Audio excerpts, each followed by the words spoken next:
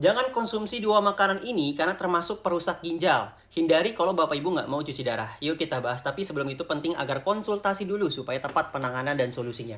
Ya mau konsultasi sama saya silakan pencet tombol plus yang ada di sini supaya komunikasi kita tidak dibatasi dan saya bisa membalas pesan dari Bapak Ibu.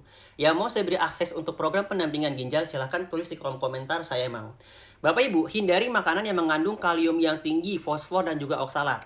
Oke, yang paling penting yang pertama sekali protein yang tinggi. Yang pertama, protein yang tinggi itu berasal dari daging kambing dan daging sapi.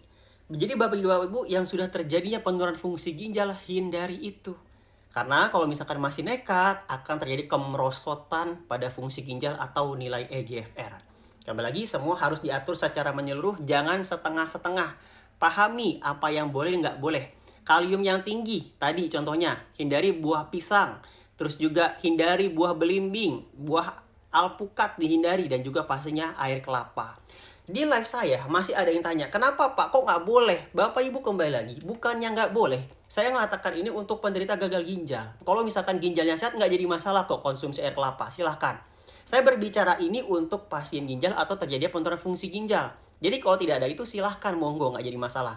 Jangan tiba-tiba nggak ada keluhan ginjal, komen di kolom komentar. Kalau semuanya dibatasi lalu saya makan apa? Maka itu penting konsultasi dulu. Ya, jangan langsung telan mentah-mentah, itu kan reaksi. Seperti itu. Kembali lagi, ya, hindari juga makanan yang mengandung santan. Kenapa Pak kok santan nggak boleh juga? Karena santan itu tadi berasal dari kelapa olahannya.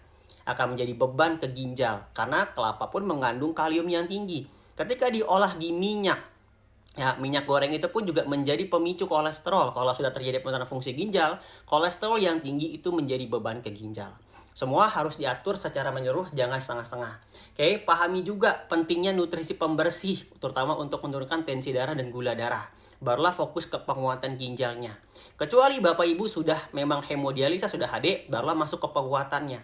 Tapi kalau belum HD, penting untuk dibersihkan terlebih dahulu supaya tidak numpuk. Karena kalau fokusnya ke penguatan ginjal tapi pembersihnya belum, akhirnya apa? Numpuk di situ, tadi kreatin urium turun, akhirnya naik lagi.